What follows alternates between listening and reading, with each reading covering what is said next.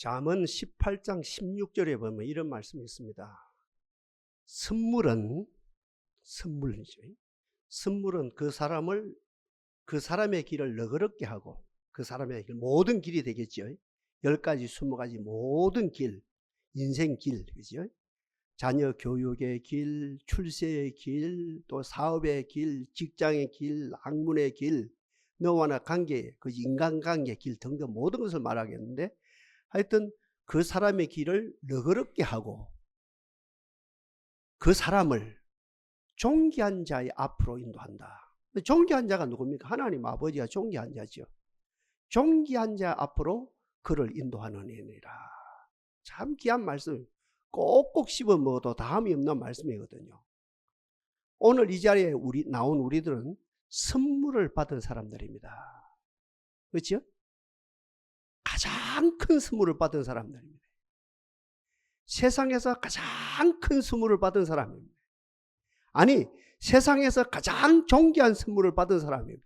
아니, 세상보다 더 큰 선물을 받은 사람들입니다.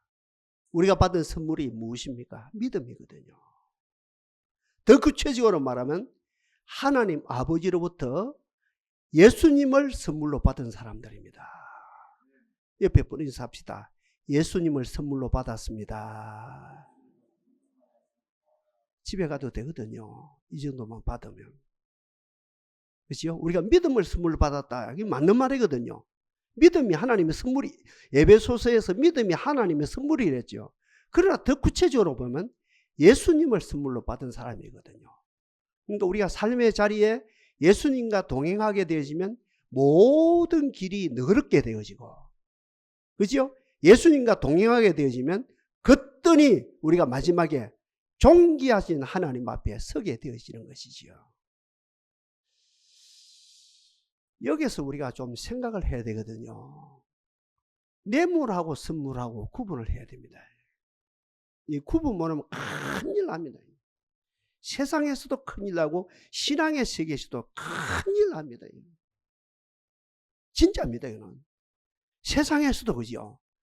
뇌물하고 선물하고 구분을 못하면 세상에서도 낭패를 당하고 믿음의 세계에서는 더 큰 낭패를 당합니다.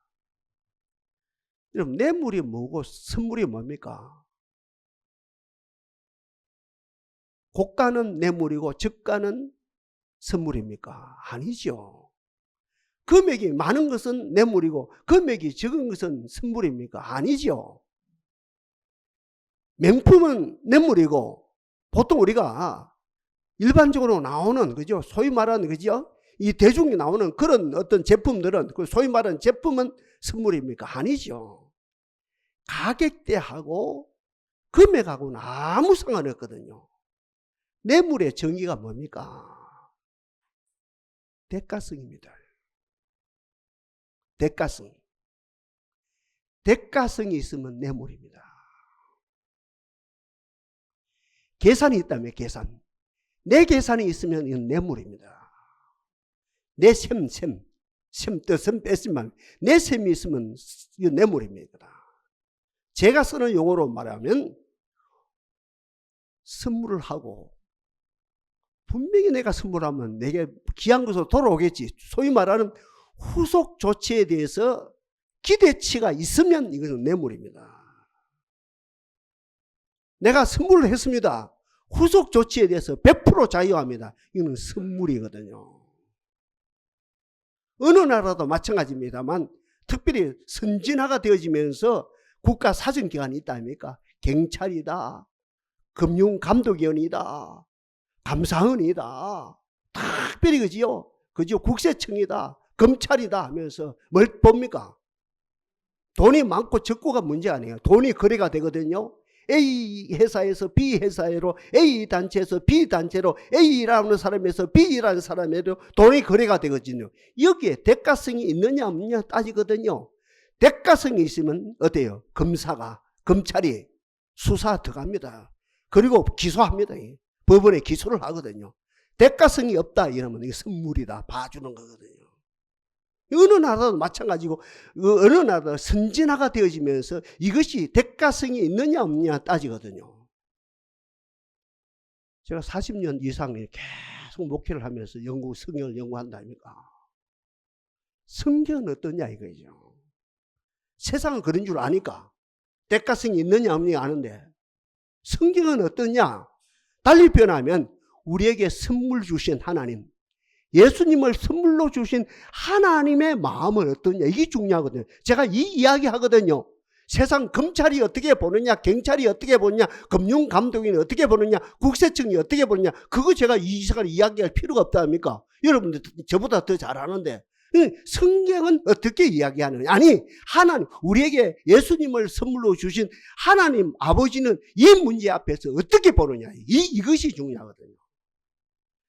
세상의 검찰보다도 10배, 100배 더 민감합니다. 우리가 예배한다 합니까? 교회 충성 봉사한다 합니까? 여름에 식당 봉사 생각해봐요. 남자분들요. 여름에 식당 봉사 지금 우리 2층 같은 경우는 에어컨 안 틀면 40도가 돼요. 40도, 35도, 40도 올라가면 어떻게 이 건물이요? 유리로 되어 있으니까. 여기에서 아무 군소리 안 하고 식당 봉사가 돌아간다 합니까? 오늘도 돌아가거든요. 우리가 헌신한다 아닙니까? 저부터 여러분 모아놓고 헌신한다 아닙니까? 여기에서 우리 하나님 보면 체크합니다.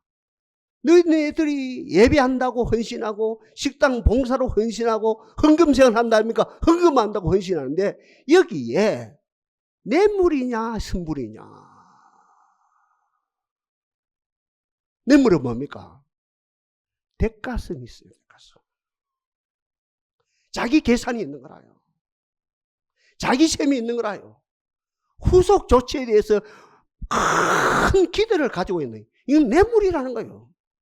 반대로 그저 받았으니 그저 주는 심령으로 하나님 감사합니다. 하나님 감사합니다.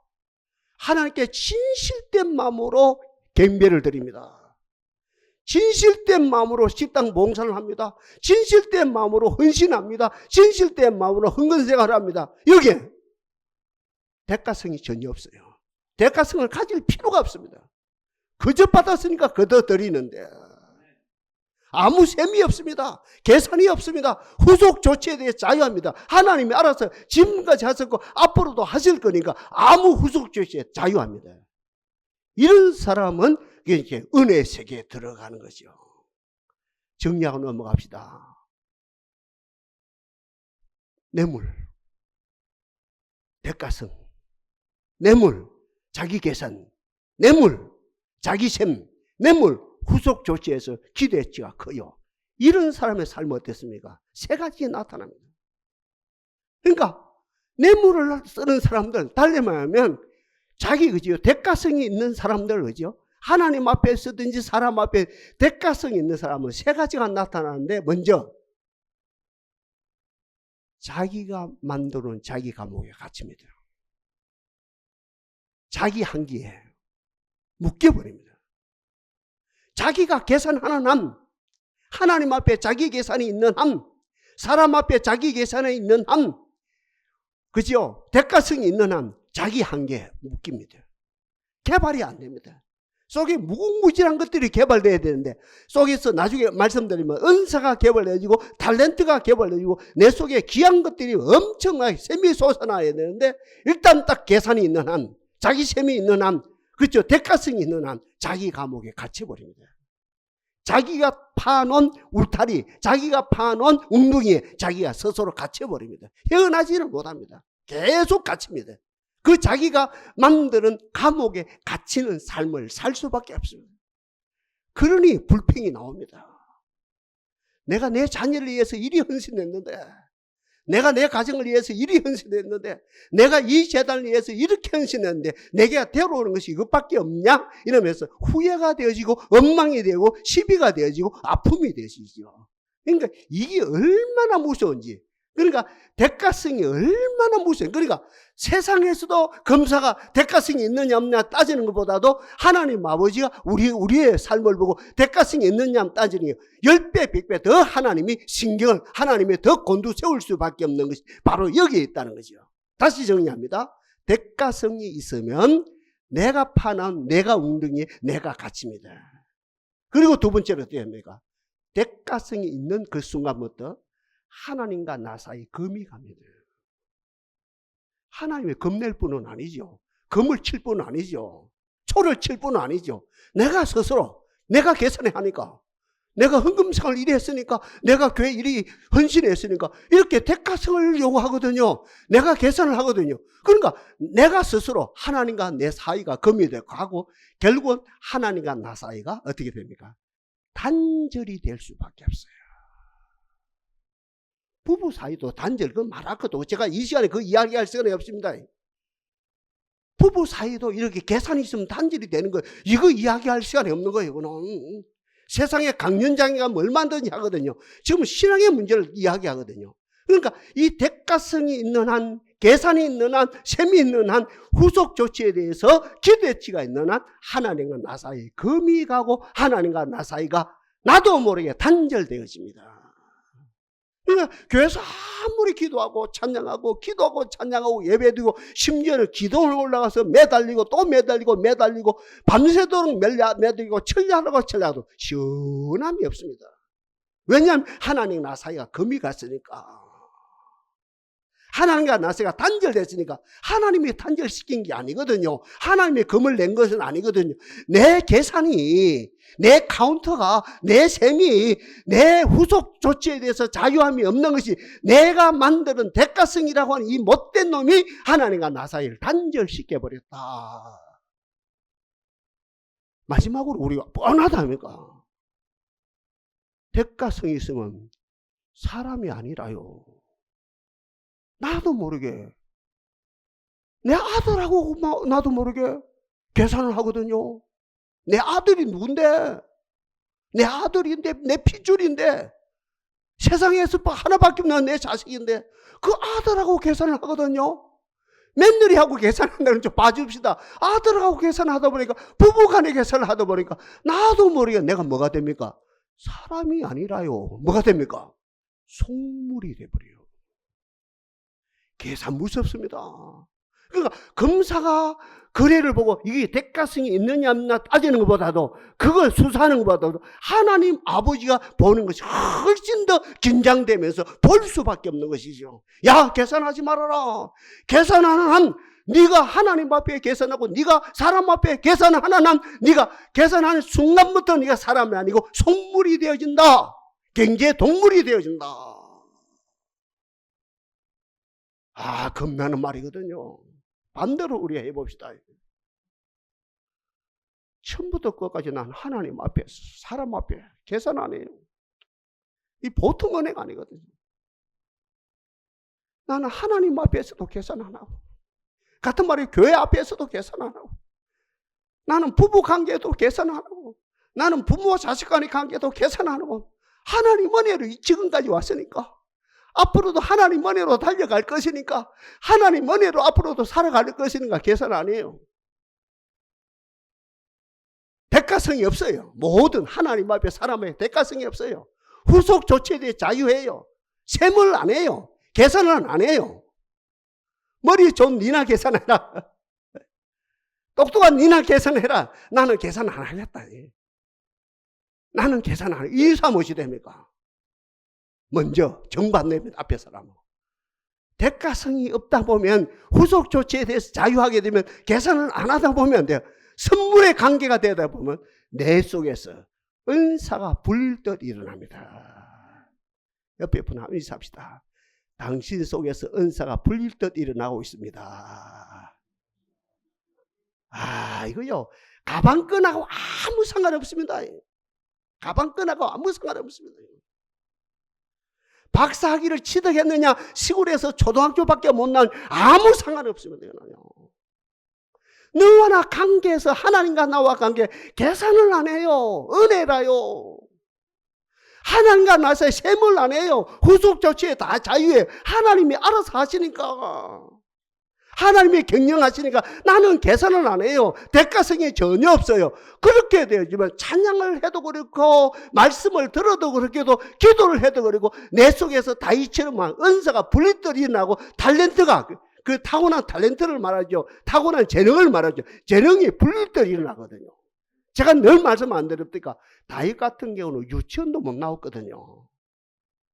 모세는 공부를 제대로 한 사람이고 다윗 같은 경우는 공부를 전혀 못한 사람인데, 근데 성경 66권 가운데 누가 제일 지혜자냐, 누가 제일 영성하냐, 누가 제일 예술이 있냐, 누가 다방만이 제일 재능이 탁월하냐, 다윗이거든요. 다윗은 연주는 연주, 시는 시, 또 소설은 소설, 또 전쟁은 전쟁, 정치는 정치, 또 기도는 기도, 모든 면에서 다 되거든요. 어떻게 됐어요? 하나님 앞에 사람 앞에서 계산을 안 했거든요. 셈을 안 했거든요. 대가성이 없었거든요. 후속 조치에 자유했거든요. 완전 자유가 되면 자기 속에서 은사가 분리들이 일어나고 자기 속에서 탤런트가 재능이 개발되다 보니까 세계에서 가장 탁월한 사람이 되어진 것이죠. 그러니 검사가 너와 나 관계 거래를 보면서 이게 대가성이 있느냐 없느냐 보는 것보다도 하나님 아버지 눈으로 저와 여러분들이 이것이 뇌물 쪽이냐 선물 쪽이냐 이걸 보는 것이 하나님 훨씬 더 민감하게 보실 수밖에 없는 거죠. 우리를 살리기 위해서. 그러니까 후속 조치에 대해서 대가성이 없다 보면 두 번째 것이 됩니까? 하나님과 나 사이가, 제가 늘 말씀드린 것처럼 연합하고 일치되고 하나 되어집니다. 이 복 받읍시다. 계산해요. 기도하러 와서 계산해버립니다. 내가 40일 금식 기도하면 이 복을 주시겠지. 계산하면 하나님과 관계가 안 돼요. 하나님이 좋아서 금식을 해야 되거든요. 하나님이 좋아서 예배 드려야 되거든요. 하나님이 좋아서, 구원이 좋아서, 예수님이 좋아서, 구원이 좋아서, 성령이 좋아서, 교회가 좋아서, 하나님 나라가 좋아서 그냥 하나님을 경배해야 되죠. 이런 사람이 하나님의 친밀함이 이루어지고 그 사람을 통해서 하나님의 모든 언약을 보이신다. 달리 표현하면 33,000가지 하나님의 약속이 우리 삶 속에서 실현되어지는 역사가 일어난다는 거죠. 조건을 따지면 그 조건도 못 얻어요. 조건 없이 하나님께 나가면 하나님 무조건적으로 만복을 주신다 이 말이죠. 아멘? 조건을 가지고 이 조건을 가지고 그 조건도 못 얻었는데, 그 조건에 맞는 복도 못 받는데 그 조건을 십자가에 못 박아버리고 하나님이 알아서 하겠지. 하나님이 좋아서 기도해요. 하나님이 좋아서 예배드려요. 하나님이 좋아서 헌신해요. 하나님이 좋아요. 무조건 좋아요 하면 하나님이 무조건적으로 만복을 쏟아 부어주신다는 거죠.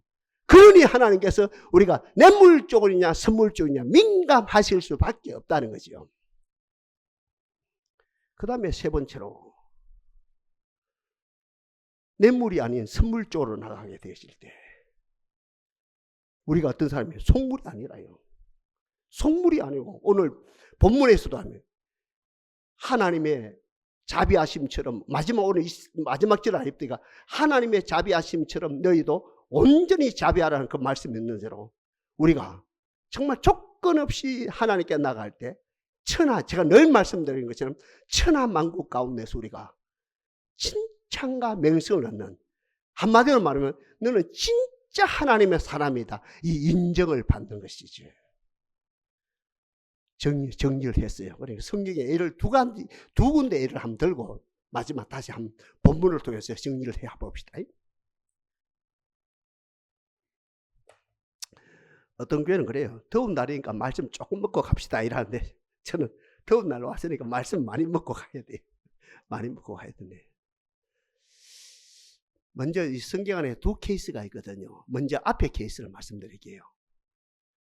예수님의 12제자 있죠. 그리고 예수님의 12제자 가운데 특심이 있는 베드로, 야고보, 요한 그 어머니들 이 경우를 봅시다. 예수님의 12제자 있죠. 그리고 베드로, 야고보, 요한 있죠. 그리고 이분들의 어머니들, 아버지도 말할 것도 없고 어머니들 그분들 부모 형제를 말합니다. 넓은 의미에서 대가성이 있었어요. 대가성이 충만했어요. 계산이 있었습니다. 셈이 있었습니다. 후속 조치가 얼마나 이렇게 되는지 몰라요. 딱 예수님을 본다 아닙니까? 로마 황제하고는 비교 아니에요. 로마 황제는 사람이거든요. 비실비실한 사람이거든요. 실수 많은 사람이거든요. 자기가 모시는 예수님 보니까 로마 황제하고 비교가 안 돼요. 물 위로 걸어가요. 말씀 한마디로 물을 잠잠케, 파도와, 그죠? 파도와, 바람, 태풍이 말입니다. 바다와 태풍을 잠잠케 해요. 군대 귀신 들린 사람을 고쳐요. 눈먼 사람을 눈을 뜨게 해요. 안전병을 일으켜요. 죽은 사람을 살려요.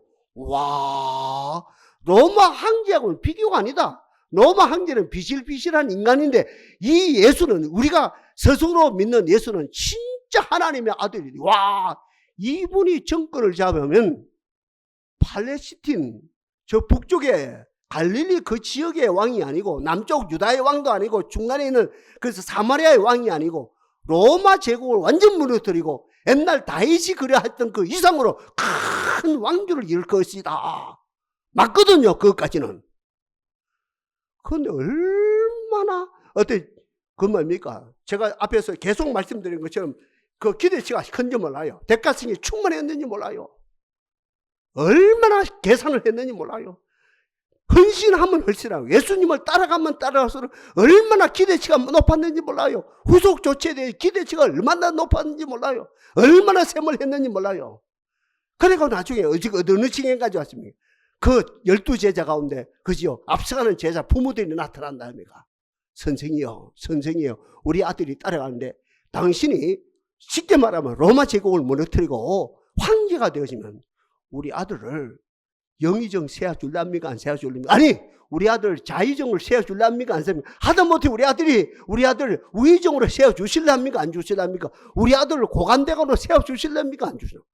이 난리가 일어났네요. 하나님의 의도하고, 그죠? 이들의 의도하고는 정반대입니다. 예수님은 이 땅에 정권을 잡으러 오신 것이 아니라 인류를, 십자가를 통해서, 부활을 통해 인류를 구원하러 오시지 로마 제국을 무너뜨리러 오신 분이 아니거든요. 엉뚱한 일이 일어나는 거예요.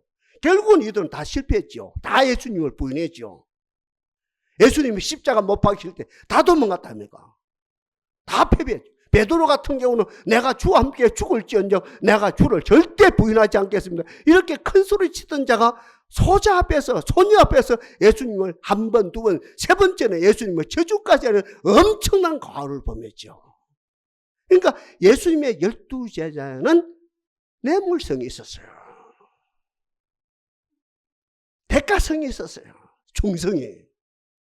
그 충성이 계산이 있었어요. 그 충성이 자기셈이 있었습니다. 충성이 뭡니까? 나중에 후속 조치에서 내가 자의정이 되든지 우의정이 되든지 영이 되든지 고관대관 될 것으로 내가 그러니까 큰 것을 볼 걸로 생각했거든요. 엉뚱한 일이 났거든요. 정반대 사건을 제가 한번 이야기할게요. 저 이거 고민했거든요. 성경 어떤 인물이 더 맞을까? 역시 누가복음 2장에 등장하는 시몬이란 노종하고 안나라고 하는 여선지자입니다. 제가 볼 때는 성경 66권 가운데 이 두 어른이, 시몬이란 노종하고 안나란 여선지자가 성경 66권 가운데 가장 영성이 탁월했던 분입니다. 구약의 에스겔보다도 신약의 요한보다도, 사도 요한을 말합니다. 사도 요한보다도 엄청나게 영성이 있었던 분입니다. 그러면서도 이분은 그냥 영성이 만들어진 게 아니란 말이죠. 하나님의 성전에서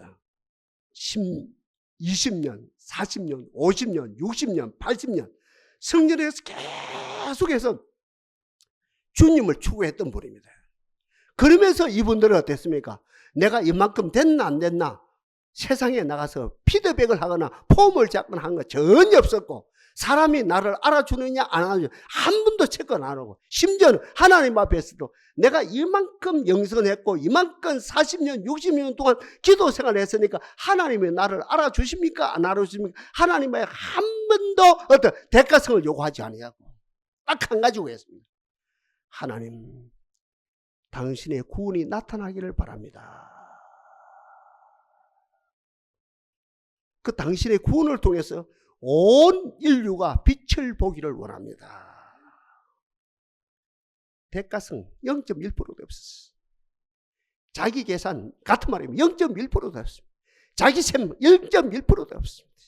후속 조치에 대해서 완전한 자유입니다. 앞에 사건하고 예수님의 제자들하고 정반대로 대조가 되시죠. 때가 됐어요. 예수님이 태어났었거든요. 베들레헴에서 난지 8일 만에 할례받으러 성전에 오셨거든요. 아무도 못 알아봤습니다. 안 날아온 여선지자하고 시몬이나 노정은 정확하게 인류의 빛으로 오신 예수님을 알아봤거든요. 그 아기 예수님을 안고 춤을 둥실둥실 두 어른이 추면서 오 주여 감사합니다. 인류의 빛으로 오신 이 예수님을 안을 수 있는 놀라운 복을 주신 것을 감사합니다. 춤을 추면서 그 예수님을 축복하고 주여 이 예수를 통해서 인류가 빛을 보게 하옵소서. 그리고 끝이 났어요. 그 생애가. 그분의 삶이, 시몬이나 노종의 삶이, 그 안나라 여선지의 삶이 다른 성경은 없어요. 또 그분들이 성경을 쓴 것도 아니고, 그분들이 뭐 소위 말하는 자서전을 쓴 것도 아니고, 그분들의 그 역사, 그 일대기가 역사로 기록된 것도 아무것도 없는데, 어때요? 그분들의 삶이 해처럼 빛나고 있답니다. 베드로의 삶, 수치스러웠지요. 12제자의 삶 너무 수치스럽죠. 그 예수님의 제자들의 어머니, 그 아버지들 치맛바람 사건 너무너무 그지요. 부끄럽게 그지없지. 우리 사건 아닌데. 에? 우리 아들 영의정 시킬 줄 압니까? 우리 아들 자의정 시킬 줄 압니까? 우의정 시킬. 그 사건 너무 우리들의 모습을 보는 것처럼 부끄럽게 그지없죠. 그러나 이 시몬이란 노종하고 안나란 여선지는 자기를 전혀 드러내지 않고 주님만 드러냈음에도 불구하고 이분들의 삶은 해처럼 지금까지 빛나고 있다는 거예요. 비교가 안 된다는 거지. 다 됐어요. 오늘 본문 거죠. 마지막 35절, 6장 35절. 오직 너희는 원수를 사랑하고 선대하며 아무것도 바라지 말고, 진정성이죠. 아무것도 바라지 말고, 무슨 말, 앞에 제가 말씀 다 드렸대요. 대가성이 없단 말이에요. 대가성을 요구하면 안 된다 이 말이죠. 계산하면 안 된단 말이죠. 그죠? 셈을 가지면 안 된단 말이죠. 그죠? 후속 조치에 대해서 뭔가 기대를 가지면 안 된단 말이죠. 오직 너희는 원수를 사랑하고 선대하며 아무것도 바라지 말고, 아무것도 바라지 말고 빌리라, 빌려주라. 그리하면 너희 상이 클 것이요 또 너희가 지극히 크신 하나님의 아들이 되리니 그는 은혜를 모르는 자와 악한 자에게도 인자로우리라. 네 삶을 통해서 인자로움이 드러나리라. 마지막 36절. 너희 아버지의 자비하심 같이 너희도 자비하라. 앞에 말씀을 그대로 우리들에게 주시는 말씀이죠.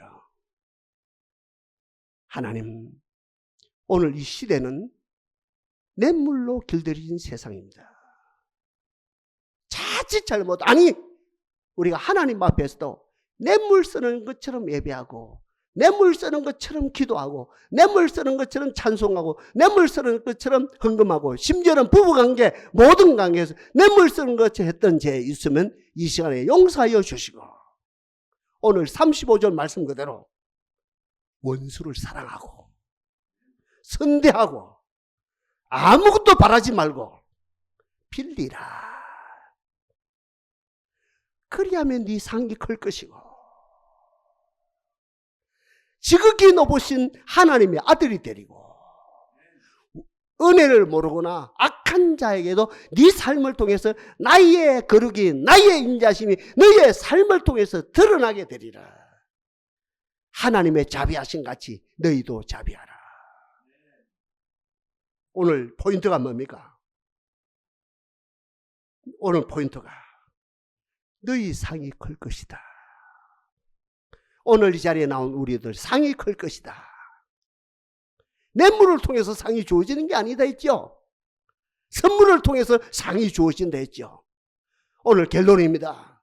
오늘 말씀의 키워드입니다.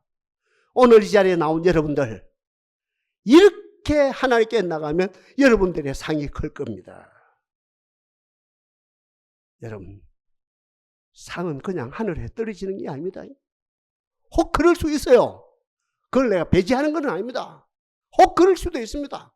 하늘에서 상이 막 뚝 떨어질 수 있습니다. 그러나 제가 믿는 하나님은 그런 하나님은 아닙니다. 혹 그럴 수는 있습니다. 여러분, 너희 상이 뭡니까? 아까 제가 대가성이 없고 후속 조치에 대해서 자유하고 계산을 안 하고 셈을 안 하게 될 때 우리가 세 가지가 나타난다는 합니까?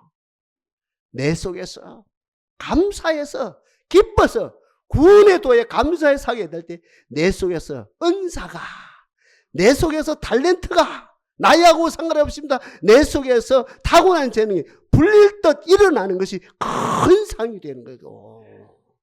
이렇게 될 때 하나님과 연합하고 일치되고 하나 되어지는 가운데 성경 66권에서 말하는 33,000가지 약속이 내게 필요한 그때 Now and here, 바로 그 자리, 그 시간에 하나님께서 그 하나님의 언약이 우리 삶 속에 실현되어지는 것이 큰 상이 될 것이고, 그리고 마지막, 많고 많은 사람들에게 과연 당신의 삶은 하나님의 영광이 드러나는 삶이요, 당신의 삶은 하나님의 거룩을 드러내는 삶이다. 믿지 않는 사람들까지도 부부 관계는 말할 것도 없고, 부모 자식 간의 관계는 말할 것도 없고, 목회자와 성도 관계는 말할 것도 없고, 믿지 않는 사람도 과연 저 사람의 삶을 통해서 하나님의 영광이 드러낸다.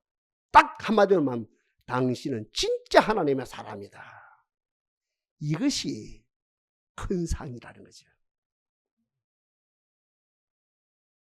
저는 죄송한데 이 칭호는 듣고 싶거든요. 참 전 목사 기도 많이 했다. 참 전 목사 열심히 살았다. 전 목사 목숨 걸고 설교했다. 이것보다도 전 목사 저 양반은 하나님의 사람이었다. 우리 자식들이 나중에 우리 아빠는 진짜 하나님의 사람이었다. 여러분이 제가 은퇴하고 나서 제가 죽고 난 다음에도 참 우리 교회를 개척했던 전 목사님은 진짜 하나님의 사람이었다. 나는 그 소리는 듣고 싶거든요. 제가 사전이든 사후든 상관없이, 살아있을 때든 죽고 난 다음에든 상관없이 참 전 목사 그 양반은 하나님의 사람이었다. 이게 큰 상이라는 거죠. 저 양반 진짜 하나님의 사람이었다. 예? 목회 잘한 사람이 아니고, 사람을 잘 다룬 사람이 아니고, 예? 수단 방법이 탁월한 사람이 아니고, 저 양반은 진짜 하나님의 사람이었다. 이게 큰 상이라는 거죠. 주여, 오늘 이 자리에 난 우리들 이 상을 주옵소서. 다시 정리합니다. 상이 뭡니까? 하늘에서 뭐가 뚝 떨어지는 게 상이 아니고, 세 가지. 즐거워서 하니까, 기뻐서 하니까, 내 속에 찬양하는 가운데, 말씀 듣는 가운데 내 속에서 은사가 불듯 일어나요.